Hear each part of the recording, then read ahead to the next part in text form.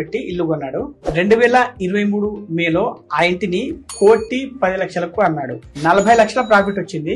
మరి దీనికి LTCG సంగతి ఏంటి? ఇప్పుడు ఇంకొక ప్రాపర్టీ కొనాలా లేకపోతే క్యాపిటల్ గెయిన్ బాండ్స్ లో ఇన్వెస్ట్ చేయాలా? ఒక్క నిమిషం ఆగి ఆలోచించండి. అసలు ఇక్కడ లాంగ్ టర్మ్ క్యాపిటల్ గెయిన్స్ వస్తుందా రాదా అని. మీరు ఇప్పుడు తెలుసుకోవాల్సిన ఒక కాన్సెప్ట్ ఏంటంటే CII, cost inflation index. Simple గా చెప్పాలంటే ఇన్ఫ్లేషన్ వల్ల వస్తువుల ధరలు పెరుగుతున్నప్పుడు దాన్ని ఎస్టిమేట్ చేసేదే ఈ CII. దీన్ని ప్రతి సంవత్సరము సెంట్రల్ గవర్నమెంట్ స్పెసిఫై చేస్తుంది.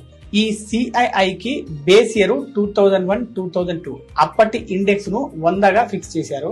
70 లక్షలు పెట్టి కొన్న ఇంటికి 2013-14 సంవత్సరంలో CII 220గా ఉంటే ఇల్లమ్మిన 2023-24 సంవత్సరంలో CII 348గా ఉంది. అప్పుడు CII ప్రకారం ఇల్లమ్మినప్పుడు దాని వాల్యూ ఎంత ఉండవచ్చు?